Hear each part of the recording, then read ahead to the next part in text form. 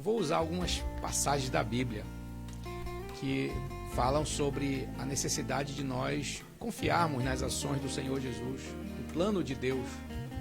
Às vezes a gente diz que Deus está no controle, né? Mas a gente, às vezes, se decepciona com Ele. Existe um jargão, né? O jargão que, Deus está no controle. Deus está no controle de todas as coisas e tal. A gente faz isso, a gente vibra com isso. Mas no final das contas, às vezes a gente fica triste com Ele, a gente se aborrece com Ele, porque a coisa não saiu como a gente queria. De repente Deus manda uma nota para mudar completamente nossa expectativa. Ele quebra a nossa expectativa. Eu quero tratar um pouquinho sobre isso, porque nem sempre Deus ele vai atender às nossas expectativas. E por quê? Porque nossas expectativas, elas são muito movidas pelos nossos sentimentos. As nossas expectativas, elas são muito movidas pelos nossos desejos. São movidas pelo nosso coração, pelos nossos sentimentos, nossos desejos. E a Bíblia chama isso de coração. E a Bíblia fala lá em Jeremias que o coração é enganoso, o nosso coração é enganoso. Nós temos expectativas que são terrivelmente apaixonadas, sentimentais. E eu diria mais, elas são terrivelmente egoístas. E nós espiritualizamos essas expectativas. Nós colocamos elas como perfeitamente aprovadas por Deus.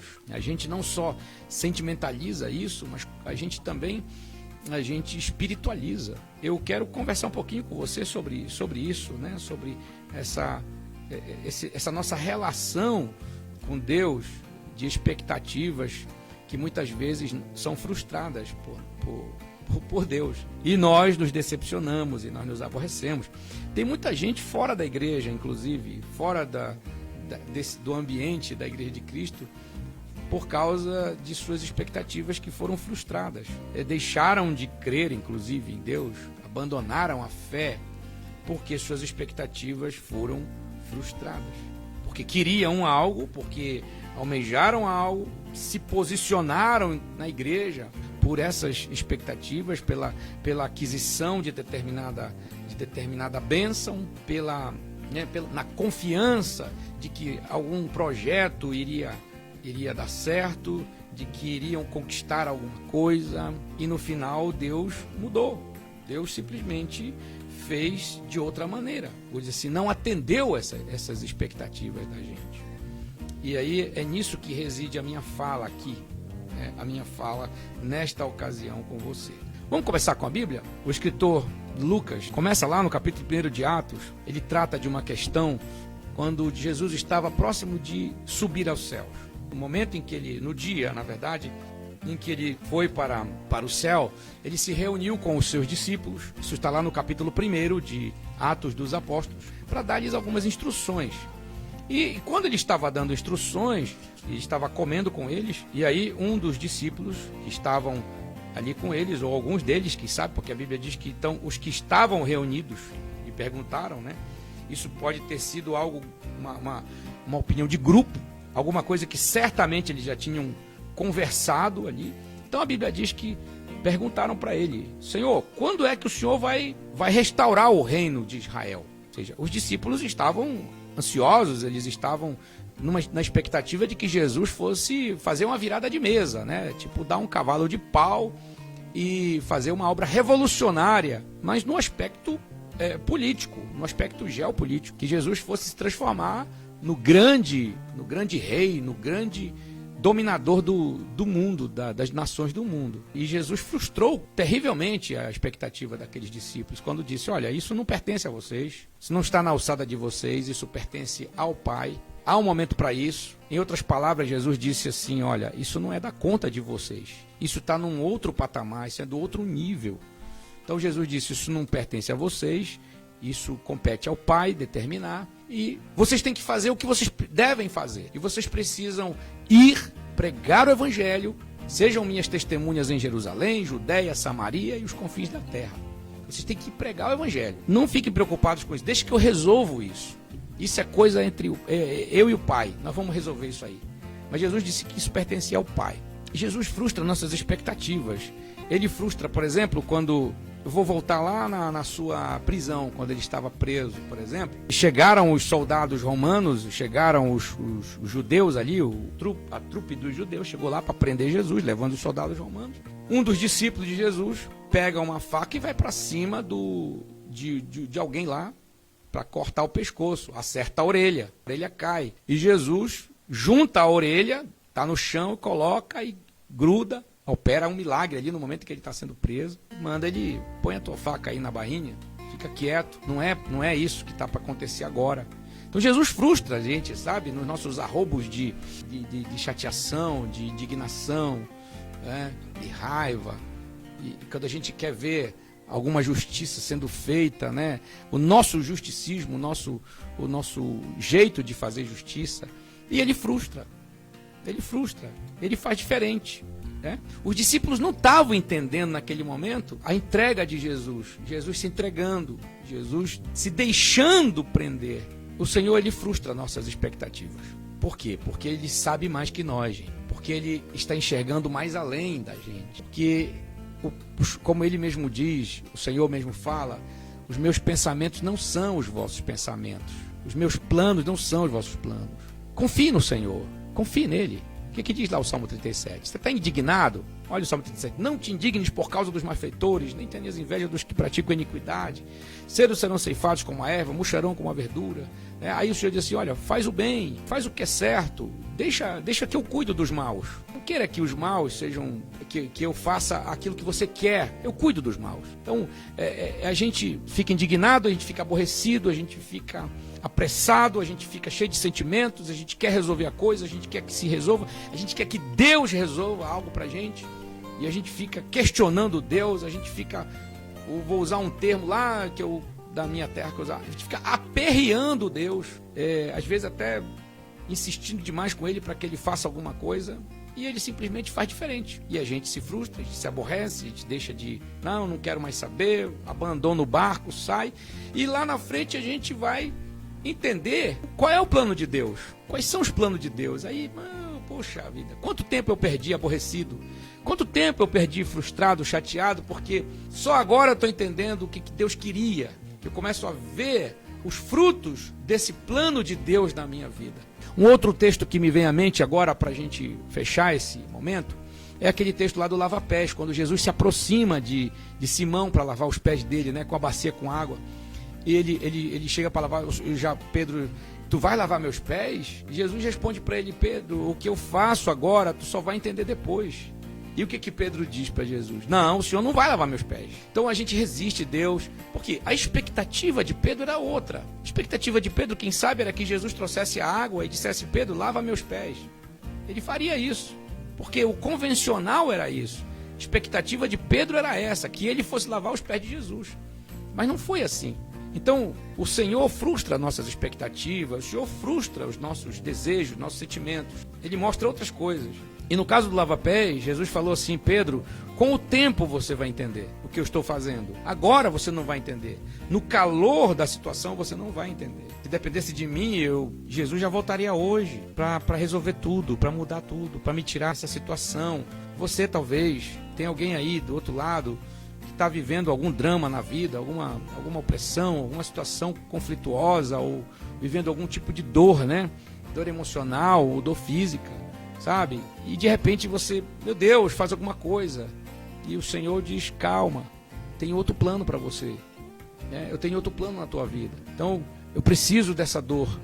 Essa dor tem um propósito com você. Essa dor tem um propósito através de você. E a gente às vezes se aborrece, se frustra, se chateia, a gente pensa em desistir. Como eu disse no início dessa palavra, muita gente já abandonou a caminhada da fé porque não teve suas vontades satisfeitas, suas expectativas satisfeitas. E aí perde tempo, porque depois vai ver o que Deus realmente queria. Vai ver que Deus tinha um plano maravilhoso, que Deus tinha coisas extraordinárias. Mas eu quero dizer isso para você, olha, Deus caminha por trilhas surpreendentes, viu, para nós. Trilhas estranhas. Os caminhos de Deus são perfeitos, mas os caminhos de Deus dificilmente são compreendidos por nós. Ele, às vezes, nos leva para o vale da sombra da morte. Mas Ele está com a gente. E a gente não entende. A gente não entende que ele anda no vale com a gente. Eu queria deixar isso para você. Procure compreender o plano de Deus na sua vida. Procure compreender o propósito de Deus. Está estranho para você? Não está sendo do jeito que você pediu, que você queria? Você orou, você jejuou, você buscou, você se entregou, você se sacrificou. Eu quero dizer isso para você. As tuas orações estão sendo ouvidas. O Senhor não fechou os ouvidos para você. Está valendo a pena a tua oração, está valendo a pena teu sacrifício. Apenas você precisa se deixar levar pela vontade de Deus. Talvez seja só isso. Talvez na tua oração você só precise dizer o seguinte: Senhor, seja feita a tua vontade. É só isso. Eu vejo você, às vezes tem gente que diz assim, poxa, eu estou orando tanto, eu congrego, eu me entrego, eu faço as coisas, estou servindo, e acontece isso aqui, e Deus faz isso, e você não se agrada daquilo que Deus faz. Mas Deus é perfeito, os seus planos. Os planos de Deus são perfeitos, sim. Muito embora você se aborreça, se chateie agora, mas as notinhas de Deus, sabe? O compromisso de Deus com você, ele é fiel. A Bíblia diz que ele é fiel para fazer tudo aquilo que está de acordo com a sua vontade e é o melhor para nós. Às vezes dói, frustra, como eu disse anteriormente, mas é o perfeito, é o melhor. Você que é filho, por exemplo, você sabe que às vezes seu pai e sua mãe não atendem suas expectativas. Algum motivo tem nisso. Você só precisa compreender. Mas como você quer, então você não entende o que o seu pai, que a sua mãe fez, e você se aborrece com o seu pai, com a sua mãe. Você se aborrece com o seu pastor, por exemplo, que não atendeu sua solicitação, a sua reivindicação. E você se aborrece também com o seu pastor, o seu líder. Você se aborrece com o patrão, com alguém com quem você trabalha, com um amigo, com um colega, porque não atendeu o seu pedido, porque não emprestou aquele dinheiro para você, entendeu? Você se aborrece, se chateia, fica indignado, mas calma, Deus está no controle mesmo. Quando você disser que Deus está no controle, diga isso confiando de que o que Ele faz é melhor. Eu preciso compreender que o que eu quero nem sempre é o melhor. Eu preciso compreender que não é pecado querer. Não é pecado pedir para Deus, não é pecado pensar, digamos, eu quero que aconteça isso, uma coisa boa, justa.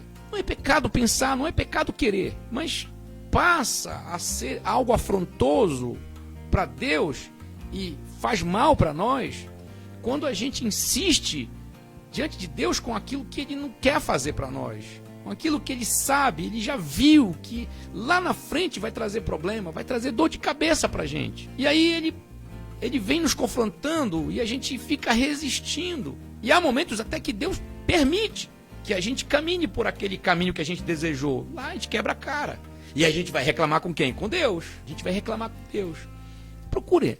Essa palavra é para mim, essa palavra é para você. Procuremos entender a vontade de Deus. Procuremos nos submeter à vontade de Deus. Deixa Deus assumir o controle. Deixa Ele fazer o que é melhor. Ele sabe o que é melhor. Sabe, você se chateou com ele ontem à noite, porque não aconteceu o que você queria, mas hoje, amanhã e depois você vai ver que ele estava certo, que Deus estava pensando o melhor para você. E isso é muito importante. Você está vendo que alguém está fazendo mal, por exemplo, ou para você, ou para um filho, ou para alguém que você gosta, que você ama, e você quer que a coisa aconteça imediatamente, e você faz mau barulho para isso, e não vem a justiça, não dá o BO, não tem a justiça, e você se chateia. Então nós vamos ter que aprender a conviver com as frustrações. Outro dia eu falei isso para uma pessoa muito, muito amada por mim. Eu disse, você vai precisar conviver com as frustrações. Nem sempre o que queremos é o que Deus quer para nós. Sabe, isso é um chavão já, isso já devia estar batido, né? E está batido. Nem sempre, gente, nem sempre o que a gente quer é o que Deus está querendo fazer. Porque Deus não está pensando só em você. É um egoísmo muito grande a gente querer uma coisa, pedir de Deus, às vezes até ficar perturbando Ele demais, sendo que aquilo diz respeito a gente ou a nossa família.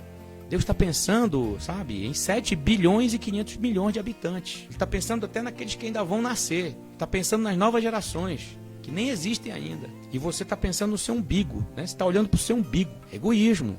Deus tem planos perfeitos. Ele sabe muito bem o que precisa e deve fazer. Ele vai frustrar quase todo dia, porque os nossos pensamentos não são os pensamentos dele.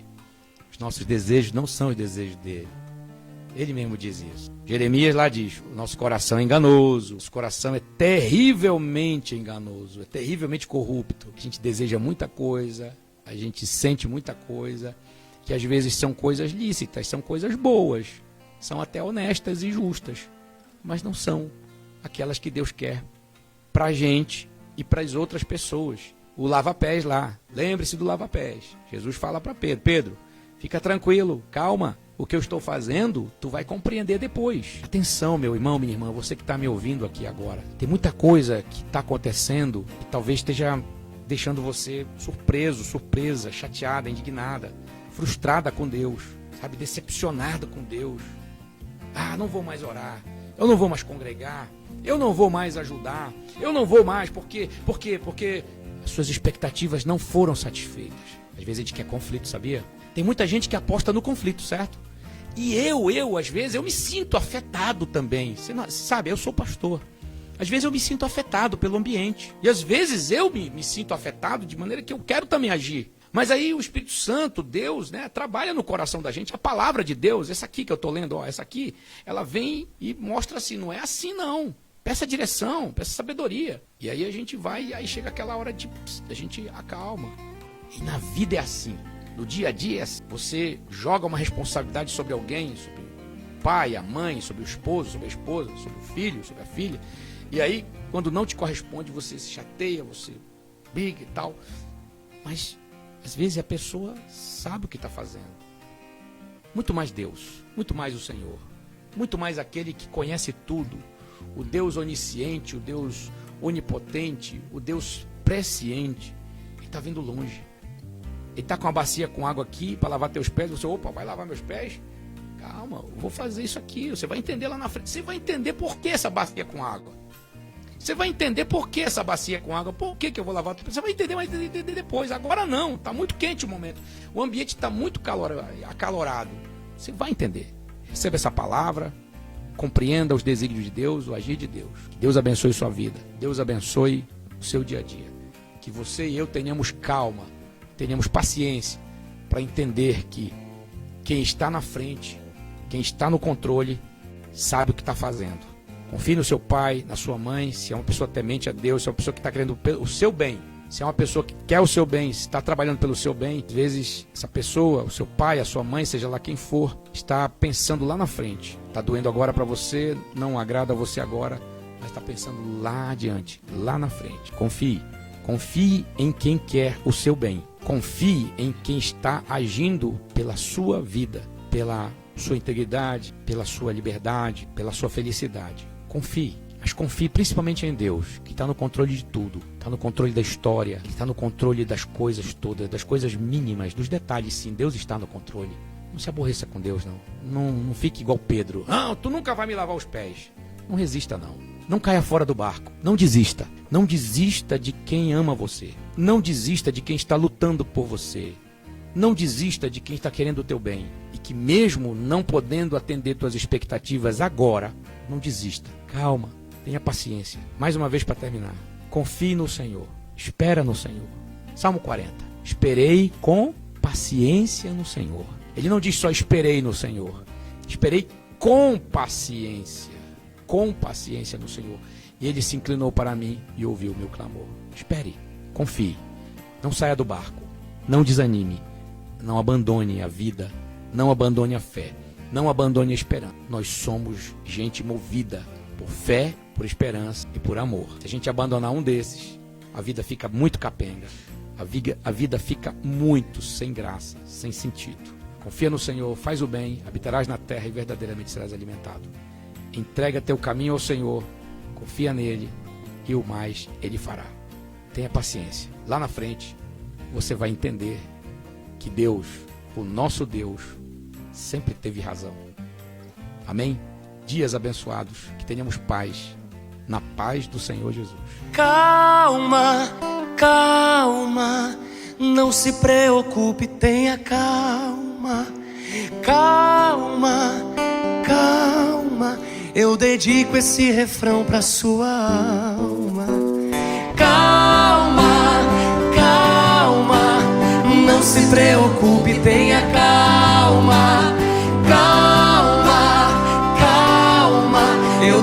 dedico esse refrão pra sua alma.